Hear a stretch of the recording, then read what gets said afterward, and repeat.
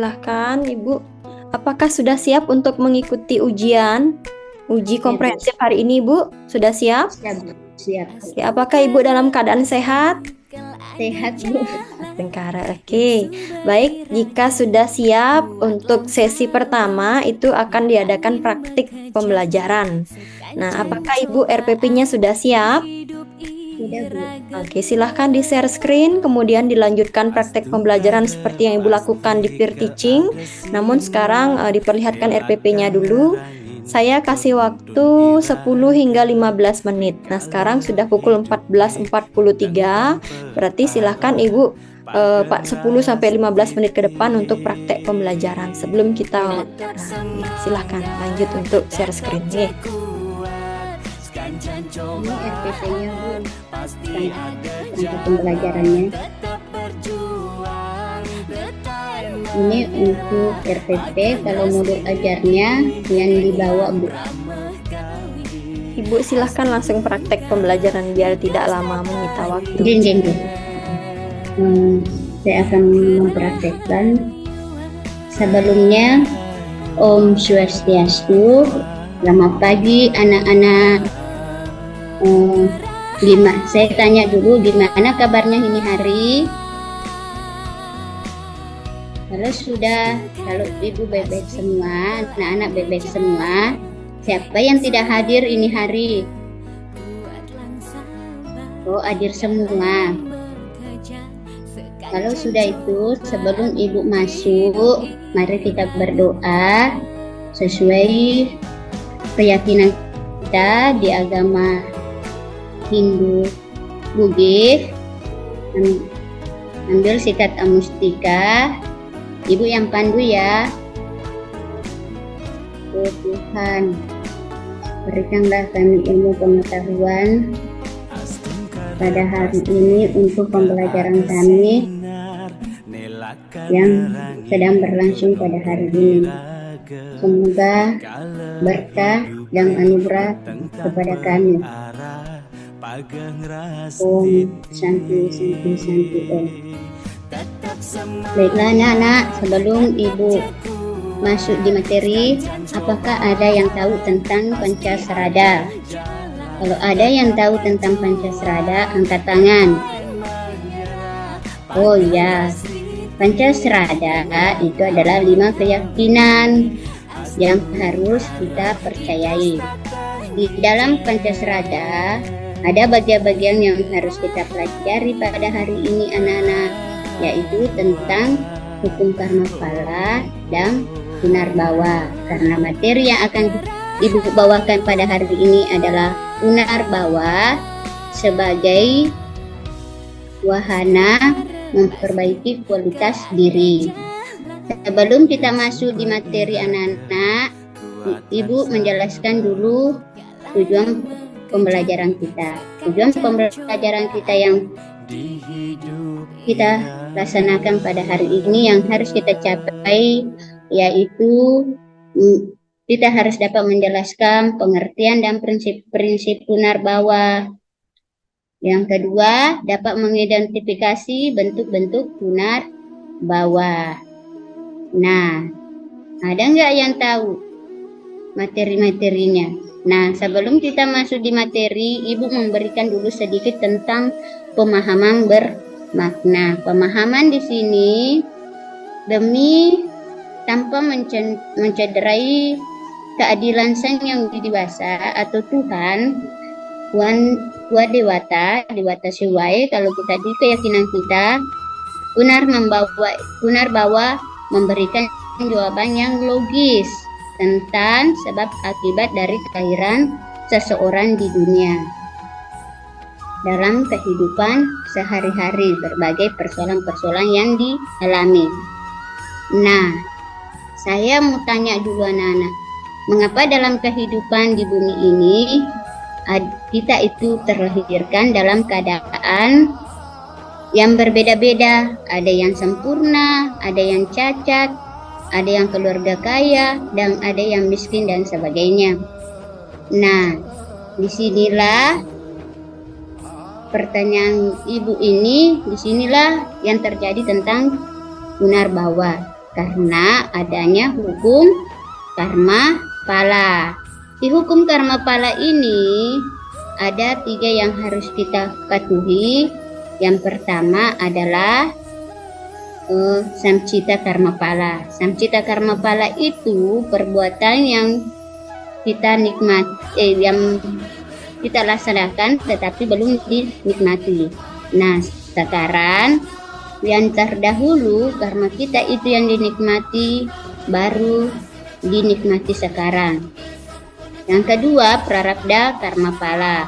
Prarabdha karma pala di sini anak-anak, kita itu adalah perbuatan yang dilaksanakan sekarang dan akan dinikmati pada saat sekarang. Sepertinya kita sekarang belajar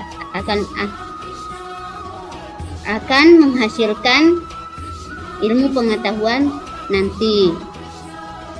Kemudian yang ketiga yaitu kriyamana karma pala. Perbuatan yang kita buat sekarang tetapi akan dinikmati pada masa yang akan datang. Seperti sekarang kita sekolah 3 tahun, 3 tahun ke depan akan kita nikmati mendapatkan ijazah. Nah, anak-anak, setelah itu kita menghasilkan sebuah karma yang perlu kita perbaiki dalam kehidupan sehari-hari kita.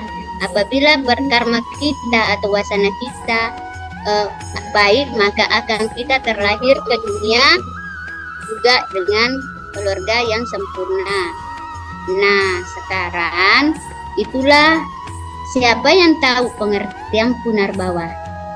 Nah, di sini Ibu jelaskan sedikit ya. Pengertian punarbawa itu dari karma pala tadi mengatakan bahwa dari karma dan wasananya, sehingga lahirlah kata punarbawa. Punarbawa adalah lahir berulang-ulang ke dunia. Dan punarbawa itu berasal dari bahasa Sanskerta dan juga disebut dengan istilah samsara atau reinkarnasi. Nah, anak-anak, sekarang kita itu tayangkan sedikit, Ibu yang tayangkan sedikit video tentang terbentuknya bayi dalam kandungan. Nah, sekarang Ibu buka di link ya. Silahkan perhatikan di depan. Ada layar LCD di depan, silahkan tampilkan. Ibu tampilkan baru saya anak-anak memperhatikan ya, perhatikan. Setelah nanti dilihat link videonya anak-anak, sekarang anak-anak akan membuat sebuah presentasi atau kesimpulan tentang makalah tersebut dan bagaimana nantinya anak-anak sekalian akan presentasi ke depan menjelaskan apa dari proses video tersebut. Nah, anak-anak, sekarang Ibu saya kasih tugas ya, silahkan lihat dulu, hayati video Ibu ini ya. Setelah itu kita akan mengolah datanya ya. Sudah ada yang sudah mengolah datanya? Sudah kerjakan tugasnya? Nah, sekarang Ibu sebutkan sebelum kita presentasi, Ibu sebutkan satu persatu ya, baru naik. Kemudian yang sudah selesai nanti Ibu akan melaksanakan tugas. Saya kasih tugas lagi, tapi kerjakan di tugas LKPD-nya ya.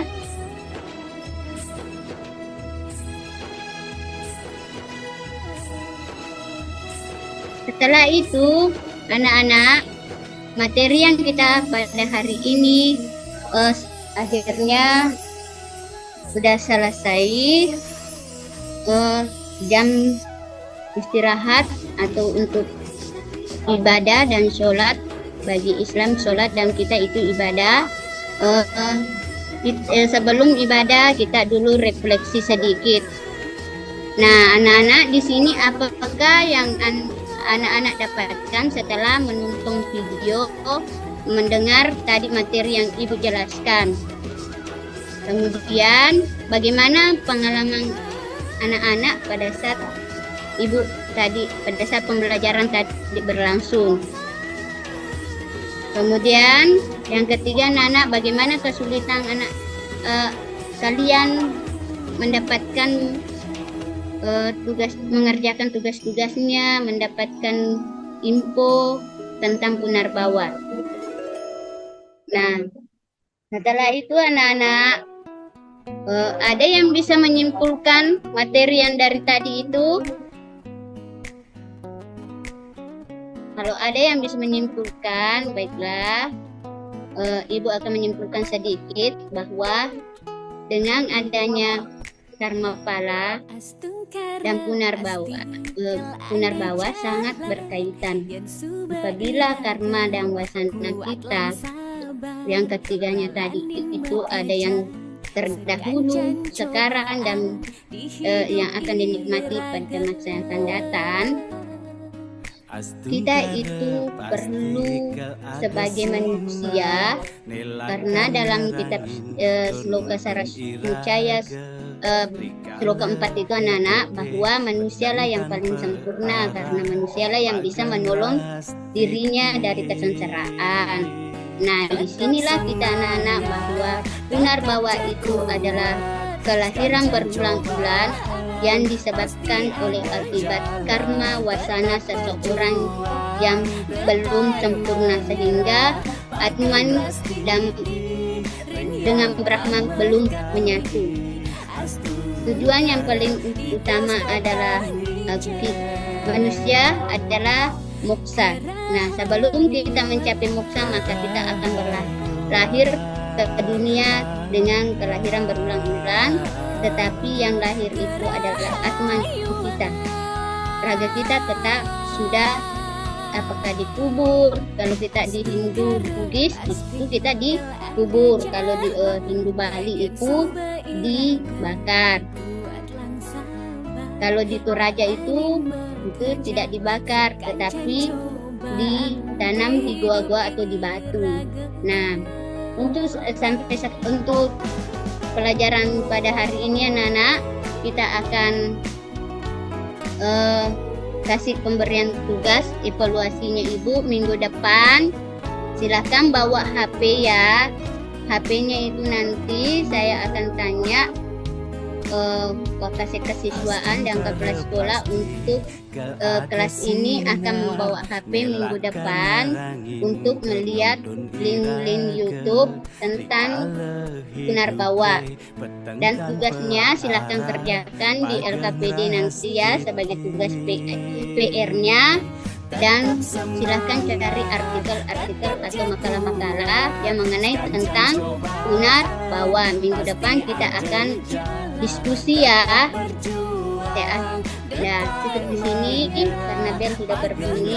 Tutup pada hari ini saya akhiri dengan mengucapkan Parama Santi. Om Santi Santi Santi. Om. Selamat itu pada selama anak-anak. Semangat.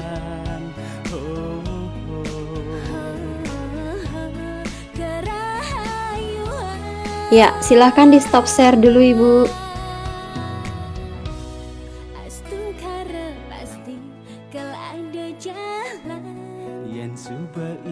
Oke, baik Ibu Iroki, ya saya tidak akan memberikan review terkait dengan proses praktik pembelajaran, namun saya memberikan penilaian. Oke. Nah, saya lanjutkan dulu ke wawancara Ibu ya, berkaitan dengan yang sudah Ibu lakukan. Jadi dalam proses pembelajaran itu baik Ibu dalam penyusunan RPP dan pelaksanaan proses pembelajaran, tentu ada tahap awal atau pendahuluan yang Ibu lakukan. Nah, dalam tahap awal yang Ibu lakukan dalam proses pembelajaran itu ada namanya kegiatan apersepsi, Ibu.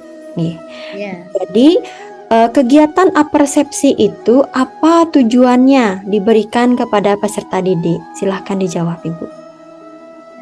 Kegiatan aperpesi itu tujuannya untuk mengetahui pendalaman materi yang pernah dilaksanakan pada saat yang dahulunya, materi sebelumnya, kemudian dikaitkan pada materi yang akan dilaksanakan nantinya, berikutnya yang sekarang. Oke, baik. Kegiatan apersepsi yang Ibu sampaikan dengan arti seperti itu, bisa Ibu berikan contoh kepada saya? Seperti Bu, tadi saya menjelaskan tentang Pancasrada. Nah, di materi sebelumnya ada saya laksanakan itu tentang Dharma Sastra, kayak kitab Dharma Sastra yang berkaitan dengan Samang Kali Yuga. Nah, di sini saya tanyakan tadi anak-anak tentang karma pala dan Pancasrada, sehingga dikaitkan dengan pada saat apersepsi ini, kemudian dikaitkan dengan materi yang akan dilaksanakan pada hari ini. Contohnya seperti itu tadi, Bu. Iya, contohnya Ibu langsung ke contoh, silahkan disampaikan contohnya. Contoh-contohnya seperti gini, Bu. Contoh-contohnya seperti tadi saya kaitkan dengan misalnya anak-anak pada materi ini kita akan melaksanakan apa itu serada keyakinan apabila kita memiliki keyakinan anak-anak sehingga muncullah karma kepala anak-anak. Dan disinilah kita kaitkan dengan kaitan materi kita pada hari ini. Materi kita pada hari ini adalah tentang punar bahwa sebagai wahana memperbaiki kualitas diri. Nah, sebelumnya apa yang anak-anak ingat pada minggu lalu materinya? Nah, setelah itu anak-anak menjawab bahwa materinya ini, Bu, tentang karma kepala, Dharma Sastra pada Samangkali juga. Nah, apa kaitannya anak-anak? Karena ada kaitannya tentang Weda, Bu. Karena di Punarbawa itu terdapat juga, Bu, hukum karma pala yang terdapat di dalam Weda itu, Bu. Oke, seperti itu. Ya, pertanyaan selanjutnya, dalam menyusun sebuah RPP atau modul ajar tentu ada langkah-langkah pembelajaran yang Ibu tuangkan di sana. Nah, pertanyaan saya, bagaimana ya dari aktivitas maupun langkah-langkah dalam pembelajaran yang Ibu susun tersebut, langkah yang dapat mengembangkan kemampuan berpikir kritis peserta didik itu seperti apa? Apa dan bagaimana langkahnya? Jelaskan. Langkah siswa untuk berpikir kritis itu, yang pertama tadi itu tentang menayangkan video bayi dalam kandungan sampai keluar. Nah, di sanalah anak-anak berpikir kritis. Kenapa bisa ini video ditayangkan tentang ini? Kenapa bisa menjadi dari mana janin itu sehingga berpikir bernalar kritisnya itu? Kenapa bisa dari janin menjadi manusia, keluar akhirnya 9 bulan jadi manusia, lahir, apakah dia hidup atau mati, kan belum ditentukan, Bu. Nah, di sanalah disiapkan presentasinya anak-anak sehingga berpikir bernalar kritis. Jadi langkahnya Ibu menyiapkan video. Nah, kemudian dalam penayangan video itu seperti apa pertanyaan yang akan dilontarkan dari video tersebut selesai ditayangkan? Ibu membuat pertanyaan apa untuk mereka bisa mengembangkan pemikiran kritis mereka? Yang saya pertanyakan kepada anak-anak itu, Bu, bagaimana bagaimana pengamatan anak-anak pada video tersebut? Apa yang Anda temukan? Kemudian setelah Anda temukan, apa yang diidentifikasinya? Kalau sudah diidentifikasi, nah sekarang anak-anak kita akan presentasi per individu. Oke, baik. Sebelumnya saya ingin tahu Ibu mengajar di fase mana? Saya mengajarnya di fase E, Bu. Fase E itu kelas berapa? Kelas 10 Bu. Kelas 10 SMA. SMK. SMK, oke. Pertanyaan kelas 10 SMK. Ketika Ibu menuangkan video tersebut dalam RPP ataupun modul ajar itu, pertanyaan yang Ibu lontarkan apakah sudah mencerminkan fase yang Ibu ajarkan? Iya Bu, karena kami ini dari awal di sini Bu. Maksud saya, ketika Ibu selesai menayangkan video tersebut, Ibu melontarkan pertanyaan kepada peserta didik untuk dia bisa mengerjakan tugasnya seperti itu. Nah, yang saya tanyakan, apakah pertanyaan itu sudah sesuai dengan fase yang Ibu ajarkan? Sesuai Bu. Oke, boleh saya tahu fase E itu menggunakan taksonomi Bloom yang mana? Taksonomi Bloom itu yang digunakan itu Bu, menganalisis, memberikan stimulus, kemudian mendemonstrasikan. Itu yang bagian yang mana yang Ibu gunakan dari bagian taksonomi Bloom itu? Kan ada C1 sampai C6. C1 sampai C6 yang konektifnya itu saya pakai Bu yang C2, C4, dan C5. Oke, C2, C4, dan C5. Apakah sudah tertuang di dalam pengembangan berpikir kritis itu? Seperti apa contoh pertanyaannya?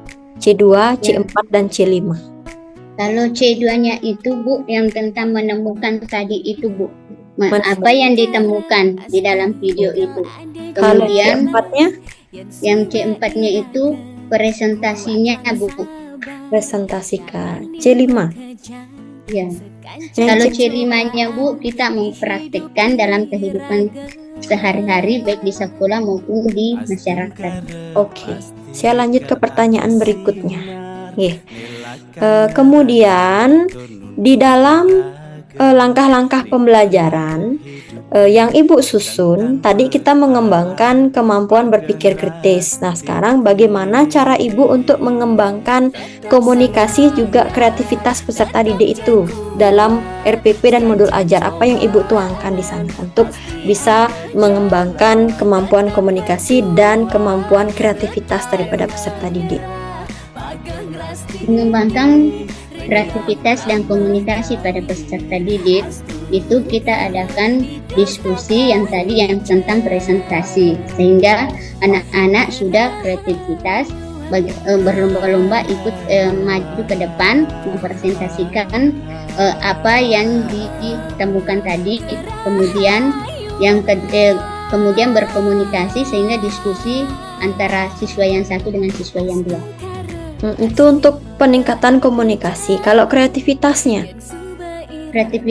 itu Bu, anak-anak kreatif menjelaskan tentang video tadi, apakah itu tentang bagaimananya yang dikreatifkan, apakah itu tentang tugasnya, nanti tugas karena ada tugas yang kita kasih, apakah itu bagaimana cara dia kreatif dalam mengerjakan tugasnya itu.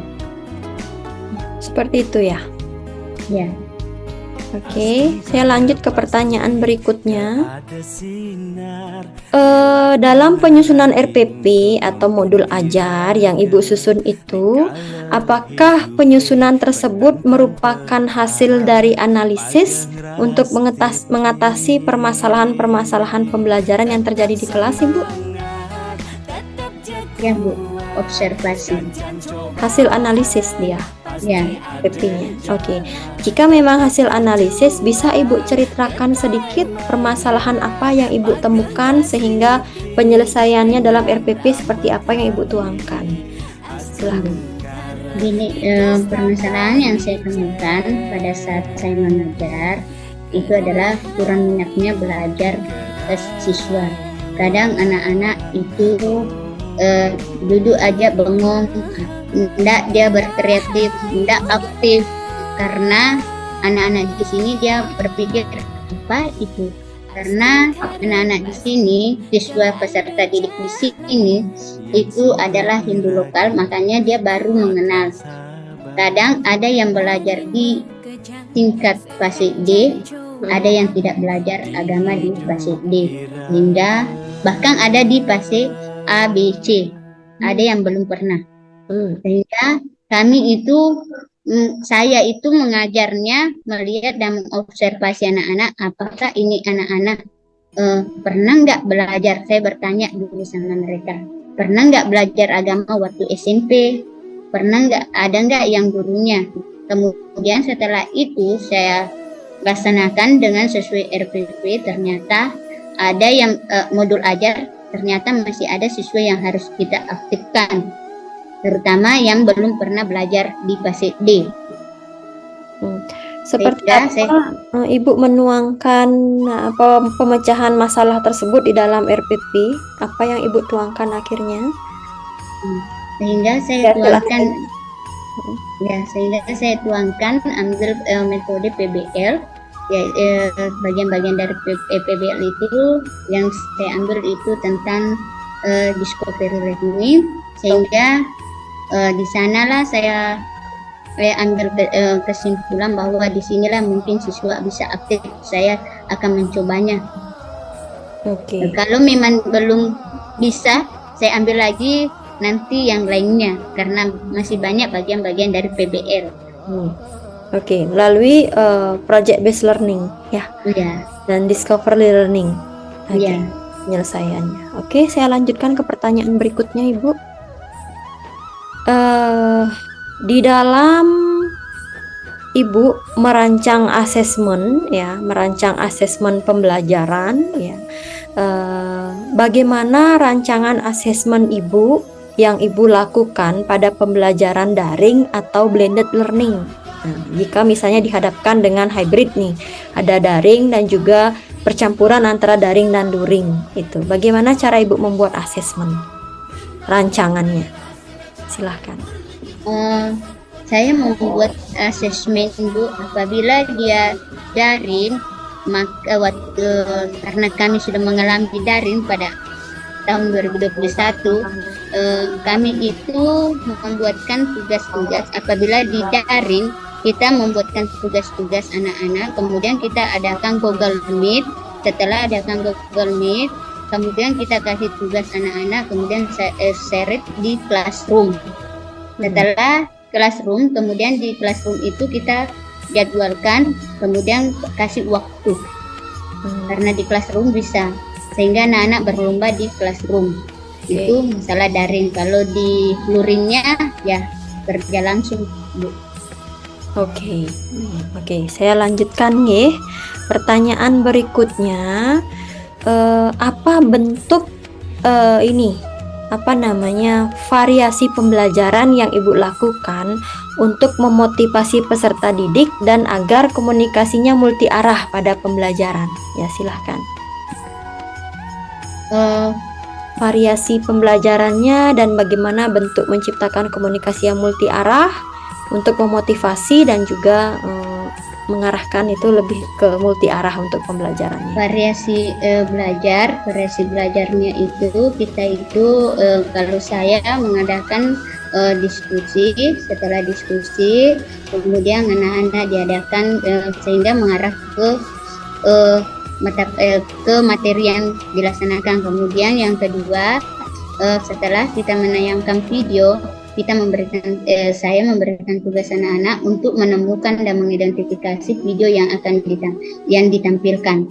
Kemudian yang ketiga, anak-anak apabila kita kerjakan, kemudian kita memberikan LKPD anak-anak sehingga berlomba-lomba. Kemudian untuk menyelesaikan dan memberikan suatu hadiah, apakah itu permen atau bagaimana nantinya. Jadi itu sebagai bentuk reward dia, Ibu ya? Iya. Diberikan untuk memotivasi. Baik Ibu, jadi itu yang sudah Ibu lakukan dan sudah Ibu perlihatkan kepada saya berkaitan dengan uji komprehensif. Untuk hari ini saya cukupkan ya uji komprehensifnya. Silahkan Ibu keluar Zoom, kemudian saya akan melanjutkan dengan peserta yang lain. Selamat sore Ibu. Selamat sore Bu.